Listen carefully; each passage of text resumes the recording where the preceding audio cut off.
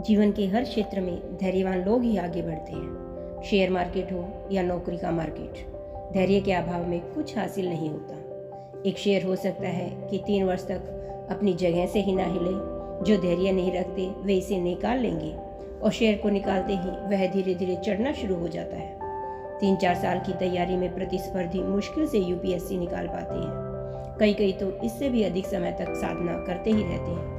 जो बीच में धैर्य खो देते हैं वे असफल हो जाते हैं। विवाह के लिए जीवन साथी के रूप में अच्छे मैच के लिए बहुत ही धैर्य रखना पड़ता है, वरना सालों साल मन को जो पसंद नहीं उसी से ताउम्र काम चलाने के लिए एक शख्स मजबूर होता है।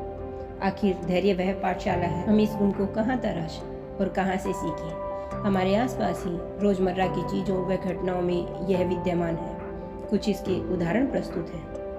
आप अपने कंप्यूटर को हर बार जब चालू करते हैं तो यह काफ़ी वक्त लेता है। डिस्प्ले आएगा कि don't shut down, updates are uploading. आप थोड़ा धैर्यवान बनकर थोड़ा और इंतज़ार करते हैं। यह फिर संदेशा देता है कि updates 30% complete, don't switch off. और फिर थोड़ी देर में यह बढ़कर 50, फिर 70 व फिर 98% तक कंप्लीट दिखाने लगता है। आप सोचते हैं कि अपडेट का काम खत्म हो गया और अब कंप्यूटर शुरू हो जाएगा, लेकिन यह क्या, यह तो फिर से पुराना राग अलापने लगता है कि updates are uploading, please wait. और फिर बैक टू स्क्वायर वन की तर्ज पर मात्र 30% कंप्लीट डिस्प्ले होने लगता है। यह एक तरह से आपको धैर्य का पाठ पढ़ाना चाह रहा है। दुनिया में बहुत तनाव है, लोगों में धैर्य बचा ही नहीं। दरअसल कंप्यूटर बनाने वाली कंपनियां भी अनजाने में ही उपयोगकर्ता में धैर्य के गुण को बढ़ाने का काम अपनी स्वार्थ सिद्धि के साथ कर गई। आखिर हर कंपनी का CSR के रूप में अपने कुछ सामाजिक दायित्वों का निर्वहन वैसे भी करना ही है। राजनीतिक दल भी इसी तरह से आम मतदाता को धैर्यवान बनाते हैं। वोट मांगने द्वारे द्वारे आते हैं, लेकिन अब जब एक बार सत्ता सुंदरी कब्जे में आ गई, फिर वोटर को अपने नेता से मिलने के लिए एक तरह से समय की भीख ही मांगनी पड़ती है। उसे उनके बंगले पर मंत्री जी प्रवास का बोर्ड मुँह चिढ़ाता है। यदि वे मंत्रालय में है तो भी बैठक में रहते हैं या फिर किसी अन्य ज़रूरी काम में व्यस्त रहते हैं। उसे घंटों इंतज़ार करना पड़ता है। मतदाता यह समझता नहीं।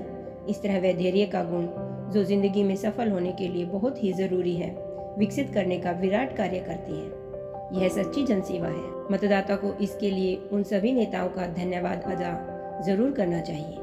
हमारे सिनेमा ने भी हमें धैर्यवान बनाने का अलग तरह से बीड़ा उठा रखा है। असल मूवी शुरू होने के पहले ट्रेलर आपको दनादन झेलने पड़ती है। 1-2 बार आप सोचते हैं कि बस अब सेंसर बोर्ड का बहुप्रतीक्षित पलक झपकते ही गायब होने वाला सफ़ेद काला सर्टिफिकेट स्क्रीन पर दिखेगा। गंगाधर को आज तक यह समझ नहीं आया कि कलर मूवी का सर्टिफिकेट आज तक कलर्ड क्यों नहीं हुआ है। उसके बाद बस आपकी वो हिट मूवी पर तीसरा व चौथा ट्रेलर किसी फिल्म का या उत्पाद का विज्ञापन आ जाता है। अब आप सोचते हैं कि हो गया, लेकिन 5वीं विज्ञापन फिल्म आपको हिट करती है। 7-8 विज्ञापनों के बाद ही आपकी पसंदीदा मूवी अब इंतज़ार की घड़ियां ख़त्म हुई की तर्ज पर आती है।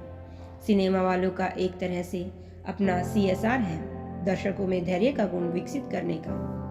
धैर्य के गुण को विकसित करने का एक और नायाब तरीका है, आप लोक सेवा आयोग की परीक्षा दें। आप प्रारंभिक ही देंगे तो 3 बार उसकी तारीख बढ़ेगी। एक बार पेपर आउट होने पर, दूसरी बार पेपर में गलत प्रश्न आने के चलते कोर्ट में याचिका लगाने पर, और तीसरी बार किसी अन्य कारण से देरी का कारण तो अपने आप पैदा ही हो जाता है। तो 2-3 साल तो प्रारंभिक की परीक्षा देने में ही निकल जाएंगे। फिर मुख्य की तारीख ही नहीं आएगी, क्योंकि किसी पेंच के कारण प्रारंभिक का परिणाम अटका रहेगा और आपको बेरोजगारी का झटका लगता रहेगा। साल 6 माह तो ऐसे ही और निकल जाएंगे। फिर मुख्य परीक्षा 2 बार टलेगी, उसका परिणाम भी 2 बार ही टलेगा। कहीं आरक्षण का या डोमिसाइल का पेच फंस जाएगा तो मुख्य का परिणाम भी अटक जाएगा। इस तरह हो गई 3 साल। तब तक बाद की 2 परीक्षाओं का कुछ न कुछ शेड्यूल तो हो ही गया होगा। पता ही नहीं चलेगा कि कौन सी पहले हो रही है और कौन सी बाद में। धैर्यवान बनने का एक और आसान और देसी तरीका है, यातायात के जाम में फंस जाए। इसके लिए वह सड़क चुने जहाँ की अक्सर जाम लगा रहता है। यहाँ 1-1 इंच बढ़ने के लिए आपको जो मशक्कत करनी पड़ेगी, जो तू मैं होगी, उससे आप खुद धैर्यवान बन जाएंगे। हाँ, 1 बार 2 बार नहीं, ऐसी सड़क से आप रोज गुजरे, आप में कूट कूट कर धैर्य का गुण विकसित हो जाएगा। आज की पीढ़ी बहुत ही धैर्यवान होती जा रही है, खासकर वे लोग जिनका कोई कोरोना की दूसरी लहर में कोरोना से संक्रमित हो गया था। तो ये धैर्यवान कैसे बन गए? ऑक्सीजन बेड लेने या सिंपल बेड लेने में इनको 2500 अस्पतालों के चक्कर लगाने पड़े। रोज सुबह से शाम हो जाए तब मुश्किल से ही कहीं बेड मिले, वरना एक बेड पर 2 मरीज हो गए। इस शर्त पर कि ऑक्सीजन सिलेंडर आप अपने कंधे पर या कंधा मजबूत न हो तो लुढ़का कर ले जाओ, फैक्ट्री से खुद भरवा कर लाओ। वहाँ जो आदमी दोपहर में लाइन में लगा है तो दूसरे दिन शाम तक नंबर आएगा। सोचिए कितने धैर्यवान होंगे ना ये लोग। परंतु भाई साहब, वह क्या दौर था। यमराज की डिक्शनरी में धैर्य नहीं रहता, वह तो पलक झपकते ही आ जाता था। किसी स्पेशल ट्रेन में किसी यात्री से आपकी यात्रा शुभ हो कहें, वह पहले 4 घंटे लेट होगी। 4 घंटे तो इसलिए सब में कम है, फिर वह 6 से 8 घंटे हो जाएगा, फिर 10 और फिर 14 और आखिर में असीमित लेट होकर कैंसिल हो जाएगी। तो आखिर धैर्य का गुण आप में कैसे विकसित न होगा? धीरज पत्नी भी सिखाती है। पत्नी के साथ वैवाहिक या किसी भी ऐसे कार्यक्रम में जाएं। यकीन मानिए आपको तैयार हुए आधा घंटा फिर 1 घंटा हो चुका होगा, लेकिन पत्नी अभी भी तैयार होने की तैयारी में ही चल रही है। साड़ी ज्वेलरी छांट रही है, अपने बालों को ड्रायर से सुखा रही होगी। इसी में आपकी जान सूख रही होगी और आप भी सूख जाएंगे।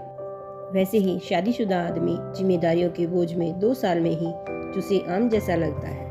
आपको कौन सा 16 श्रृंगार करना होता है, और फिर आपके पास 16 श्रृंगार के लिए है भी क्या? आप उन औरतों की समस्या तो समझिए।